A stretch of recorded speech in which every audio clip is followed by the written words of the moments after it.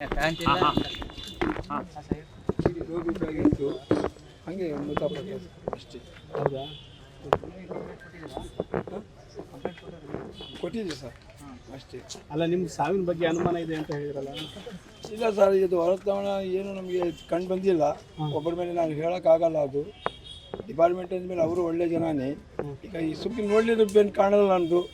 ನಾನು ಸುಮ್ಕೆ ಇಷ್ಟ ಹೇಳಿಸ್ಬಿಟ್ರೆ ಅವ್ರಿಗೆ ಪಾಪ ಕಟ್ಕೊಂಡು ಈಜಿ ಪಾಪ ಬೇರೆ, ಆ ಪಾಪ ಬೇರೆ ಕಟ್ಕೊಂಡು ಹೋಗ್ತೀವಿ. ಮತ್ತು ನಂಗೆ ಗೊತ್ತಿಲ್ಲ, ನೀವು ಸ್ಟೇಷನ್ಗೆ ಹೆಂಗೆ ಕಾಲ್ ಹೊಡೆದ್ರಿ? ಸ್ಟೇಷನಿಗೆ ಬೇರೆ ಮಾಡ್ತೀವಿ ನಾವು. ನಮ್ಮ ನೋವಿನಾಗ ನಾವೇ ಇದ್ದೀವಿ. ನಮಗೆ ನೀವು ಕೇಳಿದ್ರು ಆವತ್ತು ಕಲ್ಲು ಹೊಡೆದ್ರಿ ಅಂತೇಳಿ ಸಾವು ಇಟ್ಕೊಂಡು ಮಗನಿಗೆ ಕಳ್ಕೊಂಡು ಕಲ್ಲು ಹೊಡೆ ಹೋಗ್ತಾರೆ ಯಾರೇ. ನಿಮ್ಮ ತಮ್ಮದೇ ಆ ಥರ ಮಾಡ್ತಿದ್ದೀರಿ ಸರ್, ನೀವು ಮಾಡ್ತೀರಾ? ಓಸಿ ಬರ್ತಿರೋದು ನಿಜನಾ? ಓಸಿ ಬರ್ತಿದ್ದಿಲ್ಲ ಅವನು.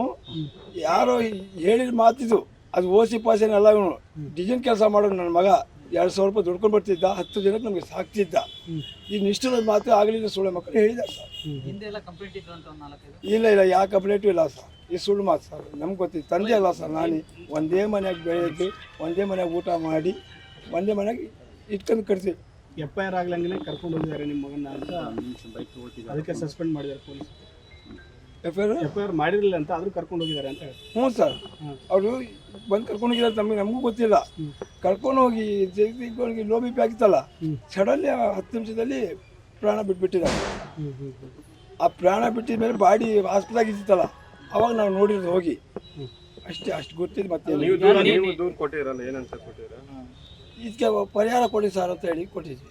ಈಗ ನಿಮ್ಮ ಮೇಲೆ ಬಿಟ್ಬಿಟ್ಟಿದ್ವಿ ನಾವು, ಅಧಿಕಾರಿಗಳ ಮೇಲೆ.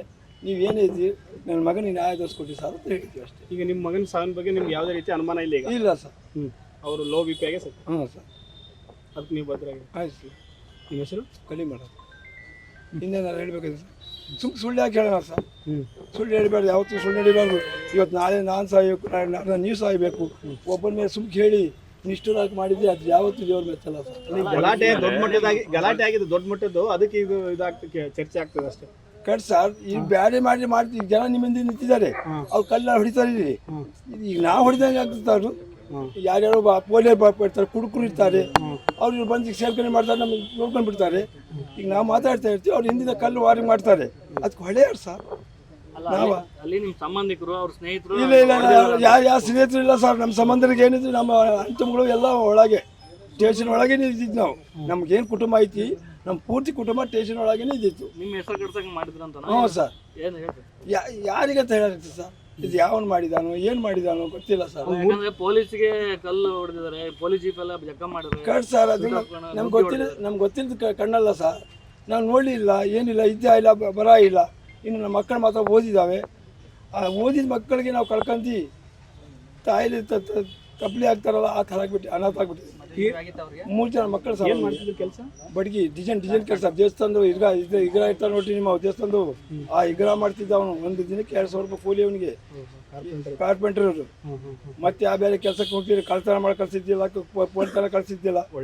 ಒಳ್ಳೆ ಸರ್, ನನ್ನ ಮಗ ನನಗೆ ಗೊತ್ತಿಲ್ಲ ಸರ್. ಮತ್ತೆ ಹೆಂಗೆ ಅರೆಸ್ಟ್ ಮಾಡ್ತಾರೆ? ಅದೇನು ಕಾರಣ ಗೊತ್ತಿಲ್ಲ ಸರ್. ನಾವು ಇದ್ದಿದ್ದಿಲ್ಲಲ್ಲ, ಇಸ್ಪಾಟಾಗಿ ನಾವು ಇದ್ದಿದ್ರೆ ನಾವು ನೋಡ್ತೀವಿ, ಹೇಳ್ತಿದ್ವಿ ಈ ಥರ ಇದ್ದಿದ್ದು ಸರ್, ಈ ಥರ ಮಾಡಿದಾರೆ ಸರ್. ಅವ್ನಿಗೆ ಮೂರ್ಛೆ ರೋಗ ಆಯ್ತಾ ಮುಂಚೆ? ಯಾವ ರೋಗನೂ ಇಲ್ಲ, ಬೈಬೇಕು. ಯಾವ ರೋಗನೂ ಇಲ್ಲ ಸರ್. ಅದು ಯಾವನ ನಾನು ತಂದೆನ ತಂದೆ ಹುಟ್ಟಿಸಿದ ತಂದೆ ಗೊತ್ತಿಲ್ಲ. ಹುಟ್ಟಕ್ಕಿಂತ ಅವ್ನಿಗೆ ಬೆಳೆಸಿದೆ ನೋಡಿ. ಮದುವೆ ಮಾಡಿ 3 ಮಕ್ಕಳು ತಂದೆ ಆಗಿದ್ದಲ್ಲ, ಯಾವ ಕೈಲೇನೂ ಇಲ್ಲ, ಯಾವ್ದು ಇದು ಇಲ್ಲ. ನೀವು ಹೇಳಿದ್ರಲ್ಲ ಮೂರ್ಛೆ ರೋಗ ಅಂತ. ಮೂರ್ಛೆ ರೋಗ ಅಲ್ಲ ಸರ್ ಹೇಳಿದ್ದು, ಮೂರ್ಛೆ ರೋಗ ಅಂತ ನಾನು ಹೇಳ್ತೀನಿ. ಏನಾಗಿತ್ತು? ಇದಲ್ಲ ಸರ್ ಹೇಳಿದ್ದು, BP, ಲೋ BP. ನೀವೇನು ಸರ್ ಮೂರ್ಛೆ ರೋಗ ಅಂತ ಹೇಳಿದ್ರೆ ಮೂರ್ಛೆ ರೋಗ? ಇಲ್ಲ ಇಲ್ಲ ಸರ್, ಸುಳ್ಳು ಮಾತು. BP ಲೋ ಆಗಿ CM ಹೇಳಿದಾರೆ ಕಟ್ ಸರ್. ಯಾರ್ಯಾರು ಹೇಳಿದಾರೆ ಅಂತ ಸಾಹೇಬ್ರು ಮಾಡಾಕ್ತೀವಿ, ನಾವು ಕೇಳಾಕ್ತೀವಿ ಸರ್. ನಮ್ಮ ಮಗನ ಪರಿಸ್ಥಿತಿ ನಮ್ಗೆ ಗೊತ್ತು. ಅಲ್ಲ, ನೀವು ಕಂಪ್ಲೇಂಟ್ ಅಲ್ಲಿ ಯಾರ ಮೇಲೆ ದೂರ? ಪೊಲೀಸ್ ಮಾಡಿ ಕೊಟ್ಟಿಲ್ಲ. ಅನುಮಾನ ಯಾರಿಗೆ ಬಂದಿದ್ದು ಸರ್, ಅವ್ರಿಗೆ ಇದು ಮಾಡಿ ಶಿಕ್ಷೆ ಕೊಟ್ಟಿಲ್ಲ ಅಂತ ಹೇಳಿದ್ವಿ ಸರ್. ಅಷ್ಟು ಬಿಟ್ಟು ಮತ್ತೇನಿಲ್ಲ ಸರ್. ಅದು ಏನು ಮಾಡಿದ್ರೆ ಆಗ್ತಾ ಐತಿ ನೋಡಿದ್ದು, ಏನು ಯಾಕೆ ಕಾಣಿಸ್ತಾ ಇಲ್ಲ. ಇನ್ನು ನಾವು ಡಾಕ್ಟ್ರುಗಳೇ ಸರ್, ಹೇಳಿ ನೋಡೋಣ. ಇವತ್ತು ಓದಿದ್ದೀರಿ, ವಿದ್ಯಾಭ್ಯಾಸದವರು, ನಿಮಗೆಲ್ಲ ಗೊತ್ತೈತಿ. ಯಾವ ಪಾಯಿಂಟ್ನಾಗ ಯಾವ ಪಾಯಿಂಟ್ ಹೊಡಿದ್ಬೇಕು ನಿಮಗೆಲ್ಲ ಗೊತ್ತೈತಿ. ಒಟ್ಟು ನ್ಯಾಯ ಆಗ್ಬೇಕು ಸರ್. ಹ್ಞೂ, ನಮ್ಮ ಮಕ್ಕಳು ಇವಾಗ ಸಾಕೋದು ಹೆಂಗೆ?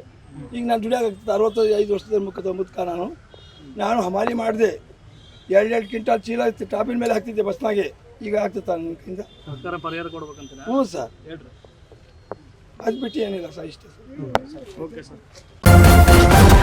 ನ್ಯೂಸ್ ಫಸ್ಟ್ ನಿರ್ಭೀತಿಯಿಂದ ನಿಮ್ಮ ಪರವಾಗಿ.